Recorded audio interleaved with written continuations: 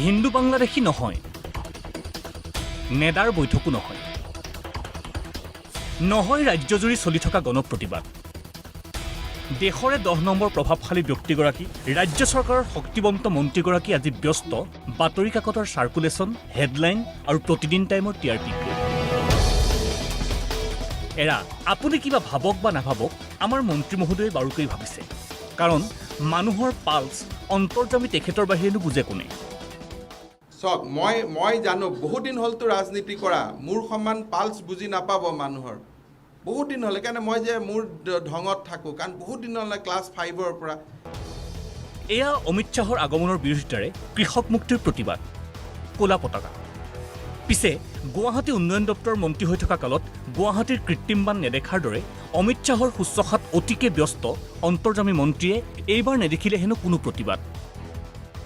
কিয় এইটো কোনেও নাচায় এইটো বস্তু, কালিনো কোনে ক'লা পতাকা উৰুৱালে? আপোনালোকে নিজে নিজে এই প্ৰশ্নটো যে মইতো আপোনালোকক ক'ম, বি মোৰ প্ৰেক্টিকেল। 10জন মানুহক গুৱাহাটীত গৈ সোধক না কোন এইবিলাক লৈ কনচাৰ্ণ আছে।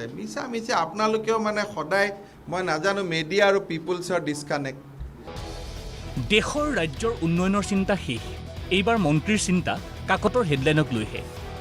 কাৰণ চাৰ্কুলেশ্যন বঢ়াই দিব পৰা হেডলাইন জিভাৰ আগত থাকে সৰ্বজান্তা মন্ত্ৰীৰ। যিখন পেপাৰে কালি অটল অমৃত লিখিব তাৰ 2 কপি বাঢ়িব। আপোনাৰ you are going to do a disservice to your owner. নাই আপুনি আপোনাৰ পেপাৰখন চলাটো বিচাৰে নে নাই? তাৰমানে কালি হেডলাইনটো আপুনি চেষ্টা কৰিছে হেডলাইনটো অটল অমৃতৰ পৰা লৈ যাওঁ। মই চেষ্টা কৰিছোঁ হেডলাইনটো অটল অমৃতত থাকক, যাতে আপোনাৰ মালিকে আপোনাক ভাল পায়, 2 কপি পেপাৰ বেছি বিক্ৰী হয়। সংবাদমেল শেষ, মন্ত্ৰী উঠিল, পিছে আকৌ ঘূৰি আহিল। নাহিবই বা কিয়? কাকতৰ চাৰ্কুলেশ্যনৰ কথাহে ক'লে, ইলেক্ট্ৰনিক মিডিয়াটো থাকি ক'ল। সেয়েহে প্ৰভাৱশালী ব্যক্তিজনৰ মুখত প্ৰতিদিন টাইমৰ টিআৰপিৰ কথা।